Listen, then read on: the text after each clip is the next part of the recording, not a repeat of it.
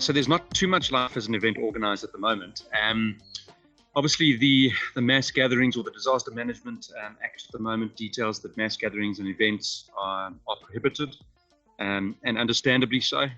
It's not something that we debate. It's not something that we feel is totally unfair.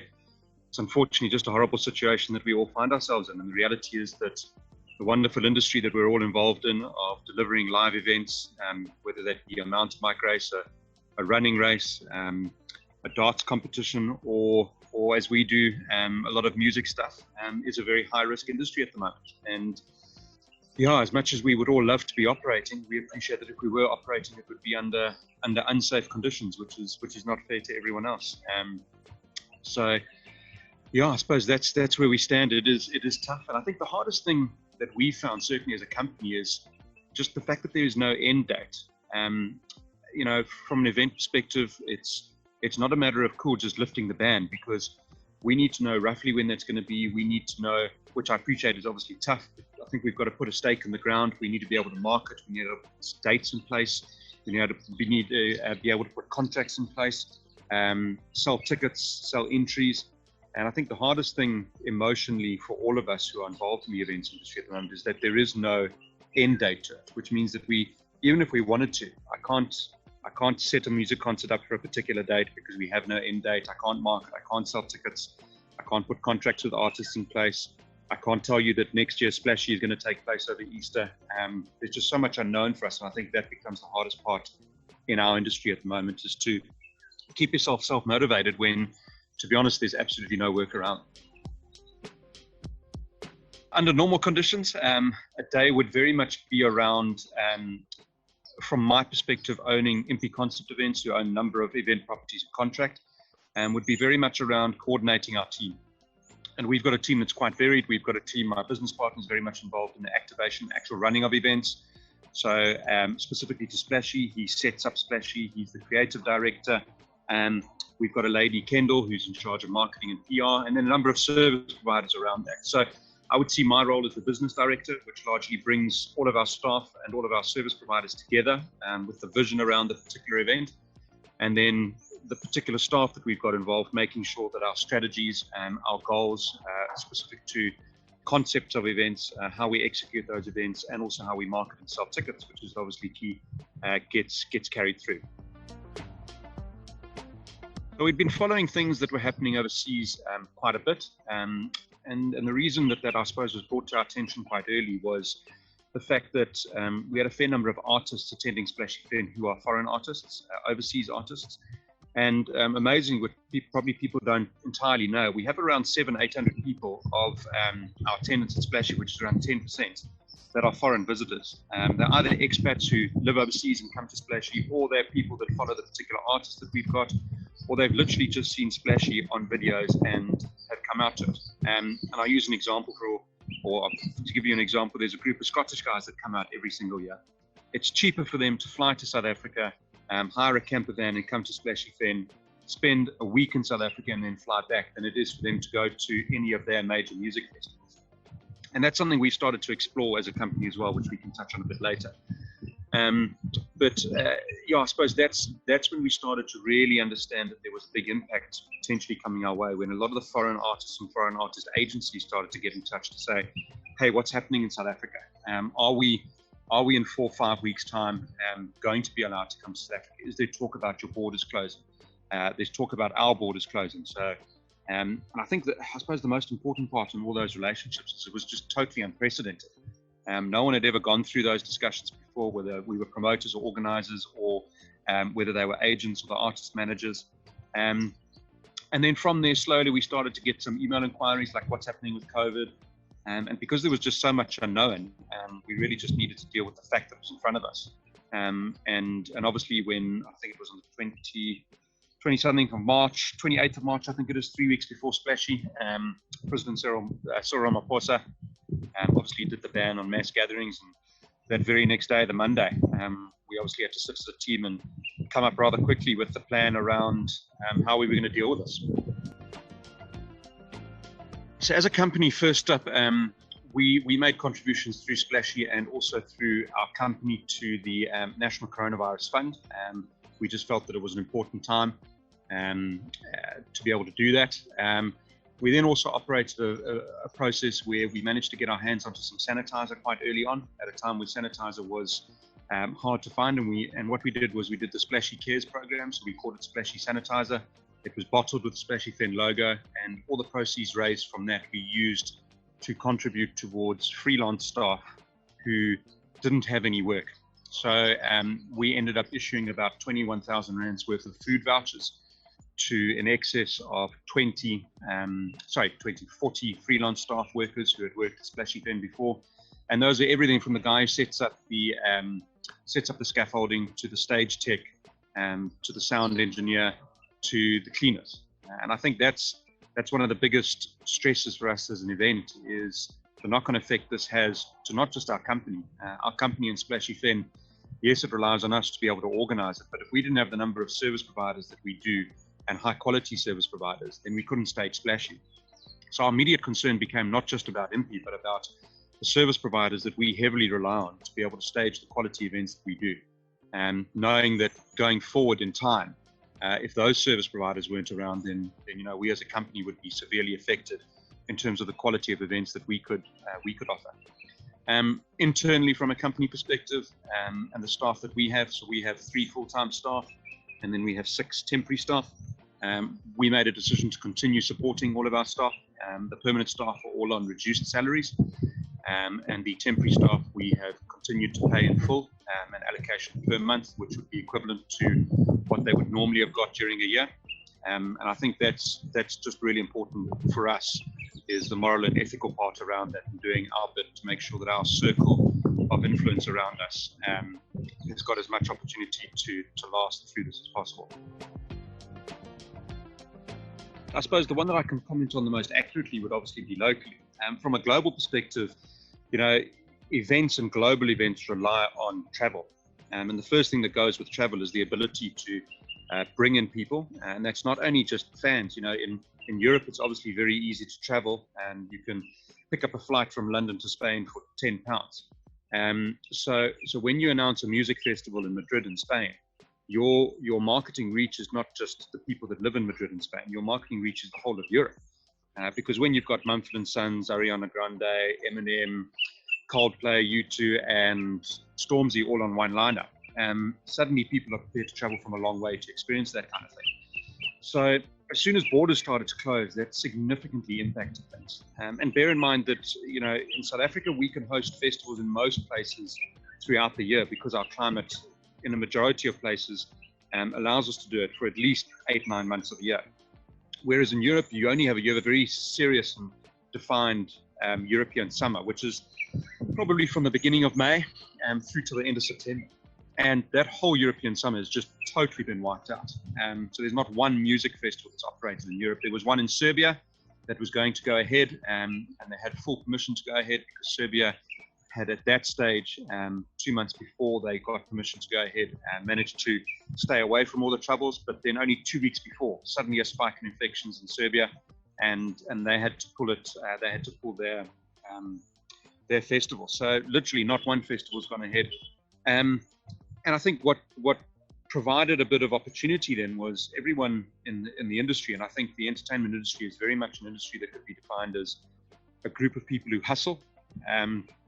Everyone hustles, everyone negotiates, everyone works hard, because that's the nature of it. When you're at an event, it's not about, hey, I work from 8 till 4 in the afternoon. It's the reality is you're getting 2-3 hours sleep a night at a music concert, and certainly a music festival. And guys hustled, and the European market then produced these drive-in concerts, which operated throughout Europe, and were relatively successful, but served a purpose over, I'd say, a 2-3 month period. And then obviously virtual events, and I know one of the statistics coming out this last weekend is that Tomorrowland operated a virtual event last weekend, 10 days ago, and they sold 1 million tickets. So, you've got Tomorrowland normally who would sell between 100 to 180,000 tickets, and suddenly they've sold 1 million tickets. Sure, probably not at the same price that they would have for the actual festival experience, but I'm guessing as a Tomorrowland organizer, they now sit down and go, wow, okay. We didn't have to set up a stage. We didn't have to bring any staff in. We didn't have to do any kind of infrastructural setup. And we managed to sell 1 million tickets. And there's no doubt that, when you sell 1 million of anything, when you sell 1,000 of anything, there's generally a commercial viability against it. And so it's certainly opening up new things, which I think has worked in Europe. But the challenge, if we then move down one microscale to the South African challenge, is virtual events are not as easy. We have a much more strained economy. If we look at Europe, those people who had to lay off by their companies were sent home, but the government picked up 80% of their salary bill for 3 months. So if I was earning 20,000 Rand a month in London, and I was told by my company, hey, we're not going to do music concerts, please go and sit home for 3 months. The government would have sat back and said, cool, Stuart, you sit at home, do nothing, watch TV, look after your kids, and we're going to pay you 16,000 Rand a month. Whereas in South Africa, we don't have that. So that disposable income has, to a degree, still been maintained in Europe. Whereas in South Africa, we've got absolutely none of that. So I take, for an example, our lockdown live with Splashy Fen. We decided that we wanted to run a virtual music concert, virtual music festival, which we did over the Easter weekend when Splashy did take place. And our intention was never to charge for that. And we ended up with 680,000 views from all over the world. And to this date, probably one of the more successful virtual concerts in South Africa. And I think that was largely dependent on the fact that we invested it and provided it as free. If we look at others that have had similar and if not significantly better lineups and content than we've had, but where they've charged, they've had close to sort of 3,000-4,000 views on it, purely because there's a charge that's coming with it. And I think, we've gone through 3 or 4 months now worth of virtual offerings. And one thing that I can say for sure, certainly from discussions, from surveys that we've done and feedback, is people are getting over the virtual thing now, and people want to connect one-on-one with people in special spaces. And therein, I suppose, if I end with the positive side of things, is therein lies the real opportunity for us after this, is to make sure that how do we still connect with our clients? Our clients, the need is there, the concern is there around how do we do it safely. But there's certainly no doubt from my side that the will and the need to attend these kind of festivals and one-day music events is there. Our challenge is how do we make it commercially viable for potential capacity limitations going forward, which I'm sure will take place for the foreseeable future. And secondly, the disposable income that people will have. Is a music concert is a big international touring artist who was coming to South Africa and charging 2,500 Rand for Gold Circle and 1,000 Rand for general access.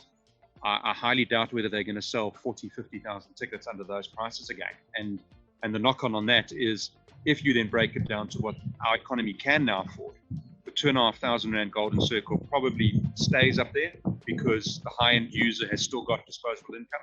But the general access user, which are 80, 90% of your attendance, where they were paying 1,000 Rand, can probably only afford 400 to 500 Rand now, which means that bringing international acts into this country is just not viable. And the last comment I'd say off that is, I think as much as South Africans want international acts, I think the one positive of that is it's going to force so many more concerts, promoters, so many more festivals to curate their lineups around local talent.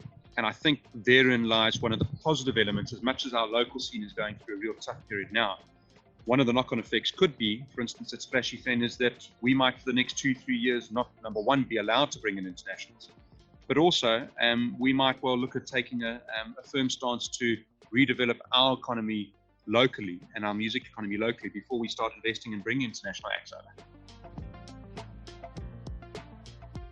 So the short answer to that is, the reality is that our industry has been horribly forgotten in this process. I think one of the things that caused a massive outcry was the minister announced 150 million Rand benefit towards our industry. I think, and I stand to be corrected on the exact numbers, but there were around 35,000 to 40,000 applications, of which only 1,500 received some kind of funding. I think one of the things that caused a huge amount of social media stir and a lot of unhappiness in our industry was the criteria and who was awarded those funding. If we look at the funding, a lot of the massive artists in South Africa who are charging 200,000-300,000 Rand a show are on social media flaunting Ferraris, Lamborghinis, massive houses. When they published the list of people who received funding, there were a fair number of those artists included. And I'm certainly not suggesting that I know their personal details or personal situations, But on face value, I suppose the PR of that was handled very poorly, in that you had a freelance sound technician who lives in a location potentially, who earns 5,000-6,000 rand a month. Now, for the foreseeable future, and more than likely for a year, will have absolutely no income. It became very hard, I think, to justify to that person that this funding had gone to the right hands in the right places, through a mechanism and through criteria that was free and fair. Sorry, free is the wrong word, but fair and reasonable.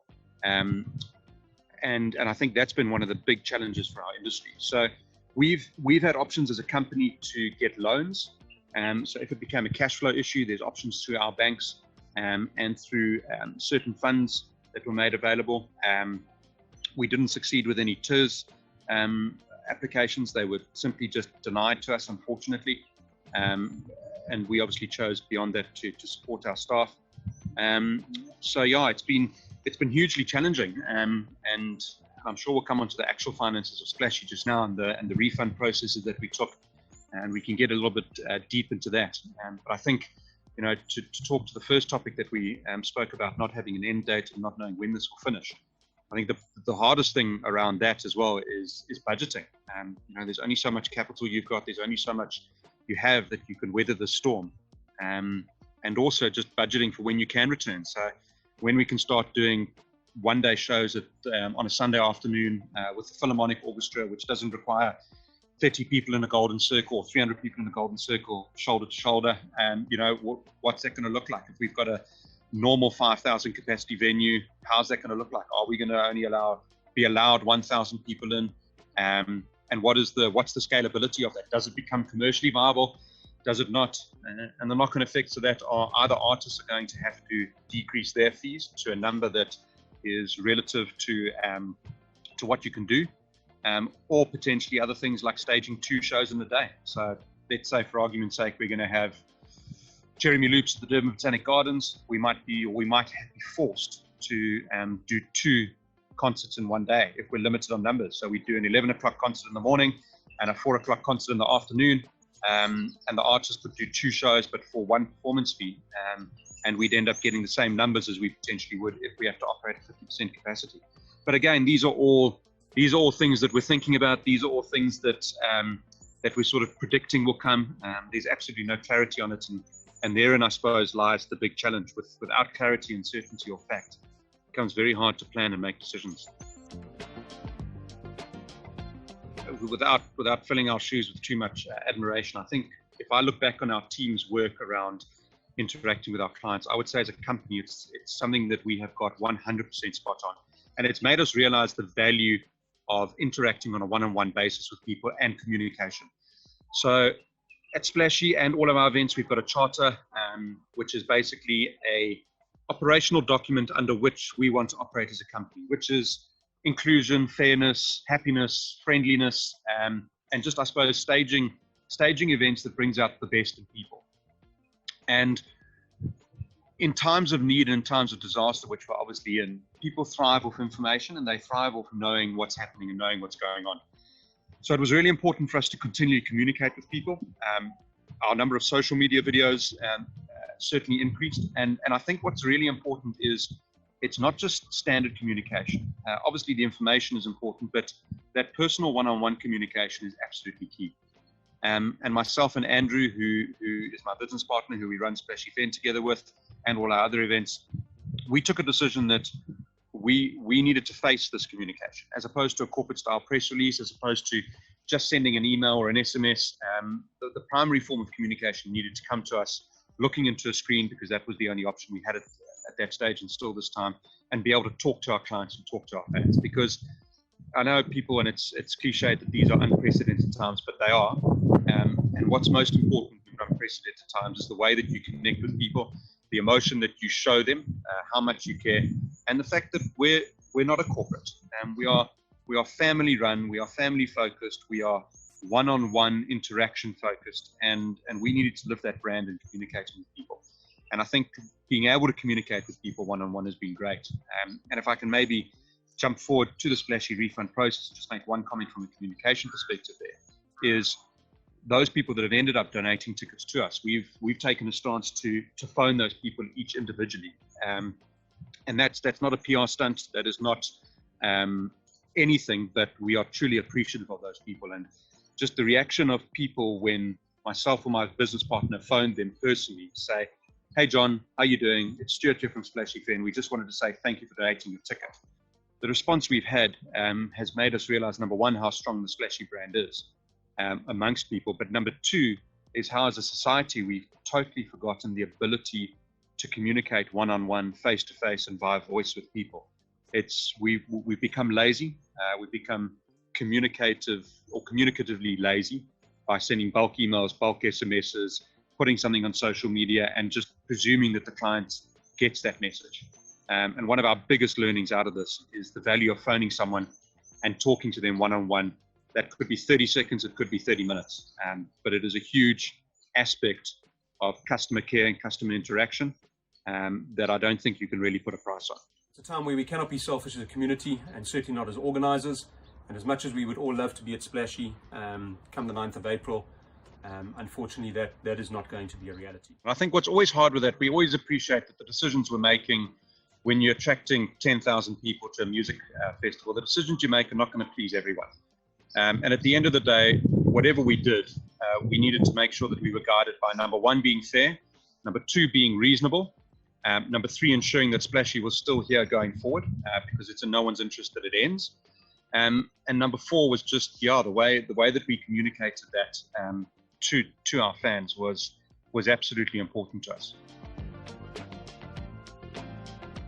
So the reality for us is we actually can't do long-term plans at this stage because there is no long-term information. And plans are made based on facts and information, and when you don't have facts and information, you might as well be making plans by just tossing a coin and shouting heads or tails. And if it lands on heads, great, we're going option A. If it lands on tails, going option B. So in the short term, we've had some really good discussions recently where we've just received permission to start operating an outdoor drive-in cinema, which we will be doing in Durban. So that's going to start operating in about 3 weeks' time. And hopefully that can expand in time towards live music as well. As we mentioned, live music concerts through drive-ins have been quite a thing overseas. Whether it'll take off in South Africa is only one way to find out, but we certainly think that the drive-in cinema concept will work very well for a month or two. So in the interim, that's the only thing that we're really concentrating on, because it's the only thing that we have any kind of clarity around at this stage. I mean, the most important part that we've realized now through the refund process and interacting with clients is people I'll use the Afrikaans word, befok. They are mad over Splashy, and they are desperate to come back to Splashy. We've sort of got a list of our sort of most valued fans who've been with us for over 10, 15 years. And we did a survey with them probably around a month ago. And one of the questions on there had, if Splashy Fen was this weekend, would you A, not attend, B, only attend if social distancing, face masks and health protocols were in place, or C, I don't give a shit, open the gates, I'll be there tomorrow. And we sent that to 1,500 people. We had just over 1,000 people reply and take part in that survey. And 82% of them chose option C, which was open the gates, I'll be there. So I think, that certainly doesn't take away from our responsibility to make sure that that places that we are going to stage festivals at and music concerts are safe and secure for everyone. And, I would certainly hope that people who've attended Splashy over the years have seen how much effort we put into safety and security. But I think what's great is there's a consumer need there. And I think even more so with Splashy, because if you think of everything that Splashy represents, it represents disconnecting from the world. It represents going to a place outdoors with fresh air in a World Heritage Site, the Oklahoma National or Drakensberg Reserve, and just disconnecting from all the troubles and the stresses that you get from everyday life. And I would suggest, or fathom to suggest, that Splashy has now become even more relevant post-COVID because of exactly that. And I think what Splashy will be able to offer the consumer in terms of an emotional breakaway from current world stresses will become more relevant. So we're confident there's still going to be a need. But again, with being confident around a need, you still need your clientele to have cash, and you still need them to do that. So we're certainly very mindful of the fact that price point is going to become very important. And again, we're going to go through some very serious budget discussions around how do we decrease our price point or keep it exactly the same. So we'd love to obviously do a 0% increase or potentially even decrease our and some of those considerations are, does Splashy and our attendee absolutely come because of the international artists? International artists are our biggest expense. They come in US dollars, which becomes more expensive every single week for us. So suddenly if we take that out, what happens to the ticket price? Obviously, I would say one of the big challenges is going to be the extra cost involved in making it safe and secure. And only once we know the regulations under which we can operate will we know that. And of course the lost cash that we all have to make up over this period. So I think there's going to be so many different variables to consider, but we've got absolutely no doubt that there's going to be a massive demand for these kind of things. And it's up to us to make sure that we differentiate ourselves from all the other events so that when someone like yourself, John, sits down and decides, cool, you've got 10 Rand to spend this year. If Splashy costs 6 Rand or 5 Rand or 4 Rand, that's the first thing that you put into your discretionary spend. If you look at Splashy, if you buy an early bird ticket at Splashy, it's 750 Rand. That includes 4 nights camping. We obviously provide showers, water, electricity, etc., etc. You don't have to pay for anything else when you come to Splashy except your food and drink, which we then allow you to bring your own drink and food onto site if you want as well. So if you break that down and you work on about 80 to 100 Rand per person per night camping, we worked it out that it works out to around 1 Rand 12 cents per act that is performing on the stage. And if you then further break that down to per musician, it works out at around 26 cents a person that you're paying to each musician from your actual festival ticket. Now you compare that to something like Glastonbury, where their entry-level ticket is probably, in the region of around 250 to 300 pounds. So straight away, you're looking at a 5,000 Rand ticket. And yes, Glastonbury's obviously got much bigger acts and a totally different scale. But yeah, the price differences are quite significant between the South African music festival market and overseas. And I think one thing as Splashy we certainly pride ourselves on is that we've now become one of the biggest music festivals again after the rebrand and redevelopment. But having done that, we're the only 4-day music festival, and even though we're 4 days, we're generally a day longer than most, we're still the cheapest music festival in South Africa as well. People don't realize that the chemicals that loud live music releases in your body and your brain, and the benefits that those endorphins actually provide. A lot of us just see it, cool music, great, I get to have a beer, or I get to spend time with my friends, or I get to be out and see someone on stage who I can take a photo of and put on social media and say that I was there. But it goes a lot deeper than that. And I think, we've certainly seen it amongst a lot of our clients, is the number of depression cases that have developed in the last 4 or 5 months, because people haven't had the ability to visit friends, to interact, to see live music, to have those entertainment and social endorphins released. I think people are going to realize how important those kind of experiences are. This was probably our biggest stress process. We had to cancel or postpone the first staging of Splashy only 2.5, 3 weeks before it was supposed to stage.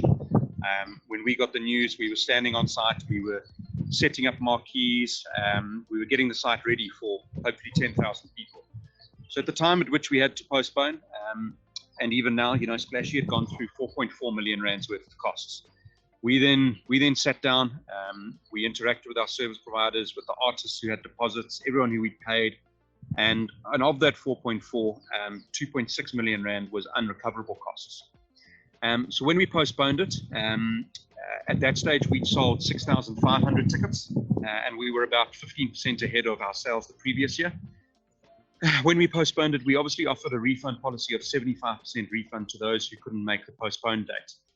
And at the time when we made that refund policy, it was a special refund policy. It wasn't our standard refund policy. And we did it based on lots of interaction we'd had with industry professionals locally and overseas around whether September and the postponed date would be a reality. And there was absolutely no thought process at that stage back at the end of March that 6 months later, we would still be in this mess. So there was definitely no consideration when we postponed it that we wouldn't be able to stage Splashy 2020. It was more around cool, we're now going to have to go through some costs to reschedule it, and the 75% or the 25% cancellation fee of the 500 people who couldn't make the new date would hopefully cover that. And then we ended up in the situation where we had 2.6 million rands worth of unrecoverable costs and an event that ended up being totally cancelled, which we had to announce obviously about a month ago. And I think the biggest thing for us is, in staging a music festival, we don't take people's cash and then start spending it only 2 or 3 days before. We start spending ticket money, which is essentially paid by the client for staging the festival and for your experience. And we take that money, we spend it along with sponsors' money to be able to stage a wonderful festival. And that starts 7 months before. So our big challenge was that we had 2.6 million rands worth of unrecoverable costs. And when you take the 6,100 tickets that we left or that were left in the pot, that comes to about a 4.2 million rands worth of income, including VAT. If you take VAT off that, you end up with about 3.5 million rand. And then when we applied a 30% refund when we had to cancel, and I'll come to the refund policies later, but if you apply a 30% refund onto that, it leaves you with around 2.2 to 2.3 million rands. And that 2.6 that is unrecoverable costs, obviously there's a 200 to 300,000 rand shortfall on that, but it also didn't include staff costs of an extra 450,000 rand. So as Splashy, if everyone accepted the 30% refund, we would end up in debt of around 800,000 rand.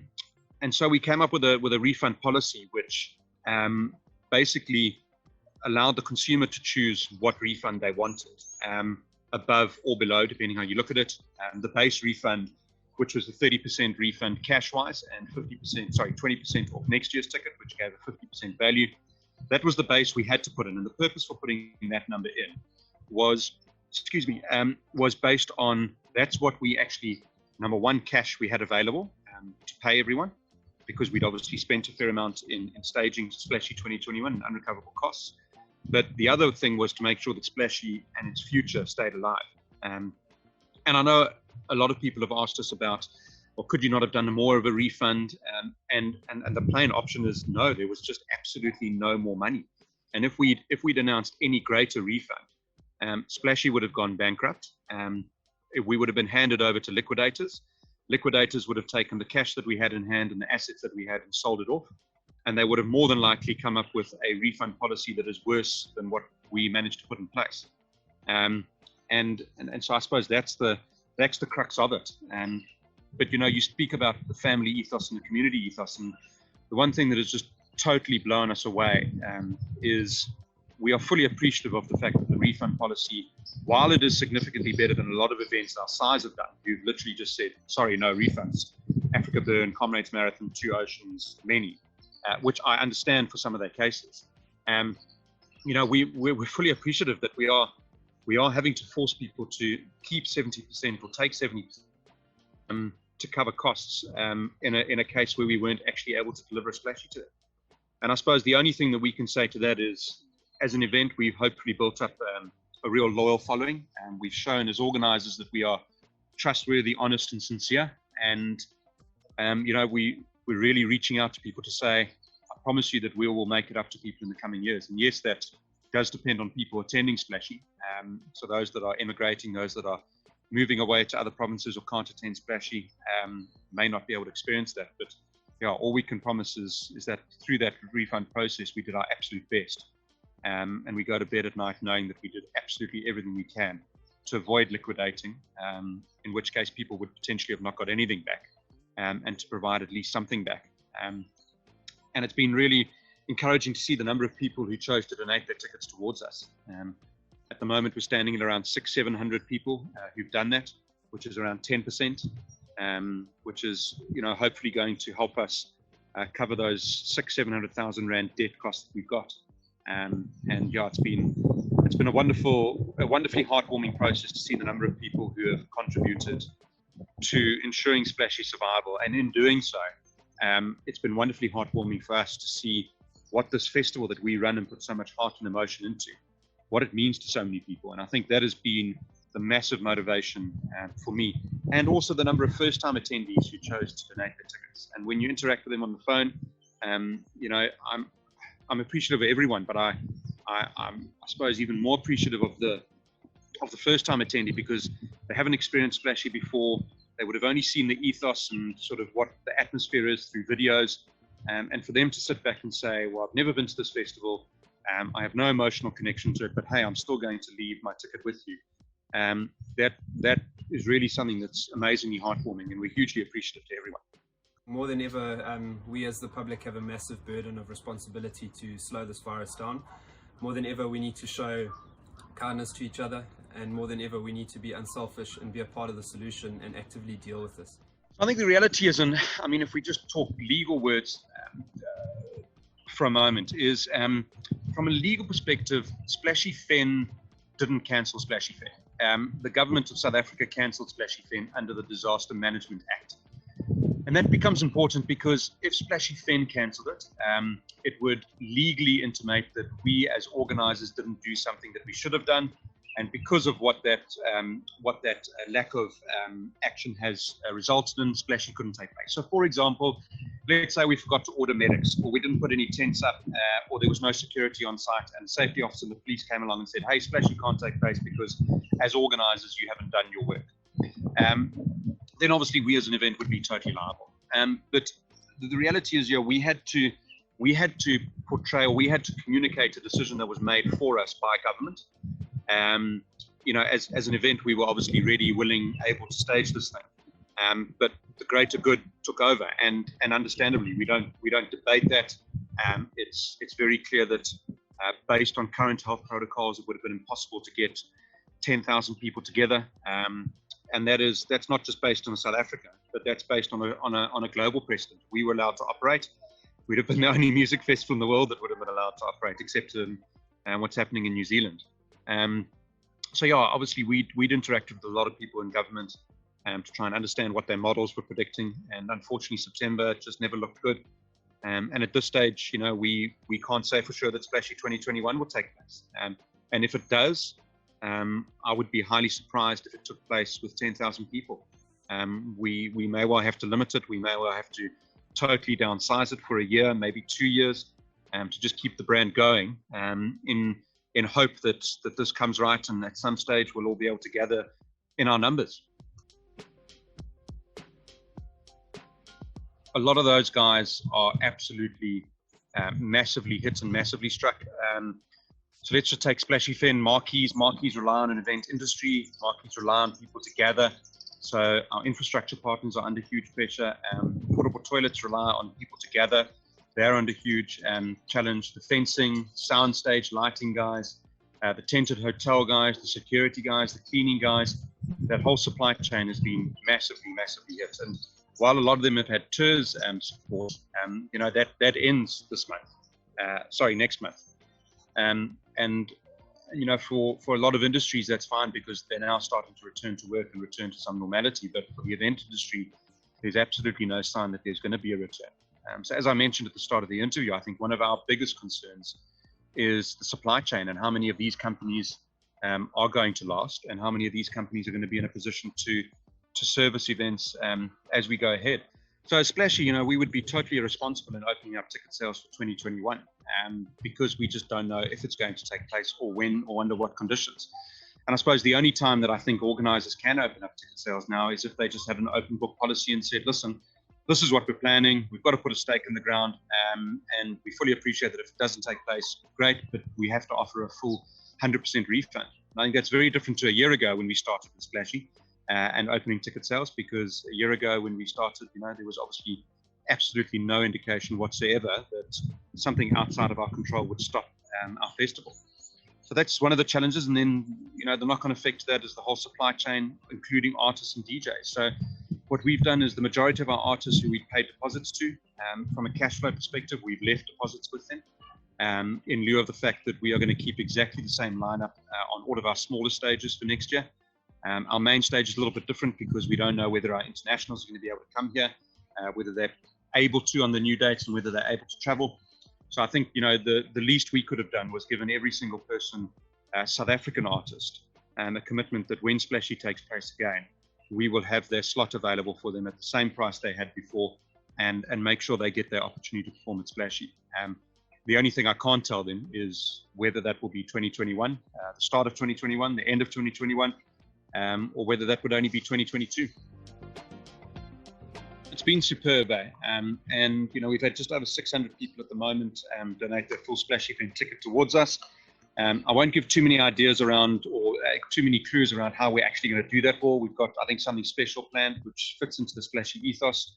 But yeah, it's been amazing to see the number of people who are also going through hardships, and we're fully aware of that. Just stand up and say, you know what, Splashy means so much to me. I would hate to live in a world where Splashy doesn't take place, and that's the reason why I'm donating my money, and that's been massively heartwarming to see. And I suppose it's indicative of our team's way in which they've communicated to people. I think it's indicative of the brand that's been built over the last 4 or 5 years, and how the brand has really changed significantly in the last 4 or 5 years from what Splashy used to be. And I think it's a wonderfully proud moment for us to see the people that we spend so much time, emotion, effort putting a festival on for. When we need that help, there are a lot of people standing up and helping us. But yeah, the Light SA Red campaign, I think, has emanated out of the fact that the events industry is in such dire straits. And it seems as though the bodies that are representing the event industries, whether it be weddings, live music, conferences, have had very little traction in sitting down with government. And I appreciate government's priorities need to be focused on elements that can come back immediately. But I think there needs to be some kind of solution, because the events industry has such a knock-on effect to absolutely everything. It's not just the people that work on it, it's the hotels, it's the conference facilities, so it's venues, it's flights, it's the catering company, it's the decor company, it's absolutely everything. And that effect on the economy from the events being closed is estimated at about 350 billion rand, which is a significant amount.